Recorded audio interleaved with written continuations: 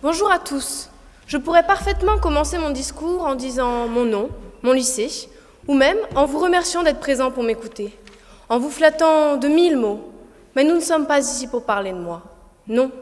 Nous sommes ici pour débattre d'un sujet qui, je pense, nous tient tous très à cœur, c'est-à-dire celui des différences qui nous affectent tous et avec lesquelles, malgré tout, nous vivons ensemble. Alors, je vais vous raconter une histoire, l'histoire d'Anissa.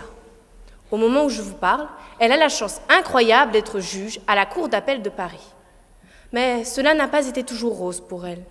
Elle a passé son enfance dans de misérables conditions, dans une petite cité à l'est de Paris. Elle, ses parents, mais aussi ses 5 frères et sœurs, vivaient dans un HLM, bien trop petit pour une famille si nombreuse. De plus, ses parents, qui travaillaient énormément, avaient du mal à s'occuper de tous, tant ils se démenaient pour avoir de quoi se nourrir, de quoi se loger, bref, de quoi survivre. Mais ils surmontaient tout cela et avaient toujours le sourire, un sourire sincère qui représentait leur force.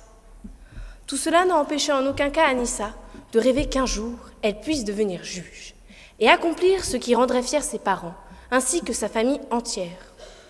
C'est lorsqu'elle a commencé ses études qu'elle a compris que ses origines pouvaient lui barrer son chemin, l'empêcher de réaliser son rêve.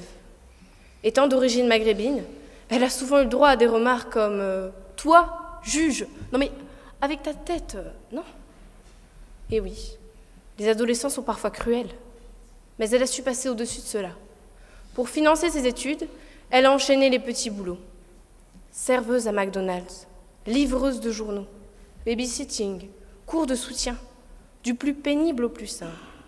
Et c'est grâce à tout ce travail qu'elle a pu financer et réussir ses études. C'est grâce à la tolérance dont ont fait preuve les gens qu'elle a rencontrés durant son parcours qu'elle a pu, malgré ses origines, malgré les conditions de précarité dans lesquelles elle a grandi, réaliser son rêve.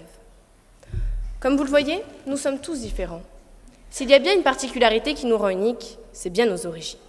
Sincèrement, pensez-vous normal qu'au XXIe siècle, on soit encore discriminé pour nos origines sociales ou religieuses ? Je trouve ça totalement absurde que de nos jours, selon notre appartenance sociale ou religieuse, on nous juge. Ne voulez-vous pas mettre nos différences de côté, que l'on puisse vivre ensemble, vivre soudés, sans engendrer de guerre civile, sans que nos vies dépendent de cette particularité ? De nos jours, mais aussi dans le passé, beaucoup de jeunes, voulant changer de religion, se font délaisser par leurs parents. Trouvez-vous normal qu'on ne puisse pas affirmer ses opinions, qu'on ne puisse pas choisir le sens de sa vie ? Prenons un exemple concret. Vous avez sûrement tous déjà entendu parler de l'affaire Calas. Jean Calas, un homme comme vous et moi, avait un fils. Un fils qui voulait se convertir au catholicisme. Mais son père était contre. Pour lui, la seule religion était le protestantisme.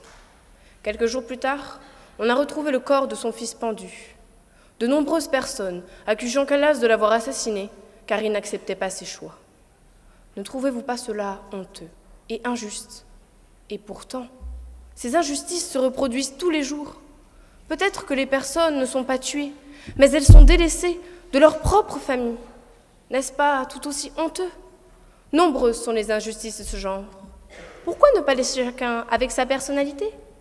Parce que les hommes sont des idiots, intolérants, au point qu'une simple différence crée des guerres, des massacres, des assassinats et de nombreuses choses inhumaines dans le genre. Cependant, je sais qu'il existe aussi sur Terre des gens, plus forts que toutes ces barrières. Des gens qui ne regardent pas les origines, la couleur de peau ou le milieu dans lequel a grandi la personne, mais son talent et la personnalité qu'il ou elle dégage. Des gens comme lui, comme elle, comme toi, ou comme vous, mesdames et messieurs les jurés. Oui, vous qui allez choisir le gagnant de ce concours, non pas parce qu'il a une bonne tête ou parce qu'il vient d'une grande école, mais parce que sa détermination vous touchera au plus profond de vous, pour son talent, son éloquence, et c'est cela qui nous permet de vivre ensemble, malgré nos différences.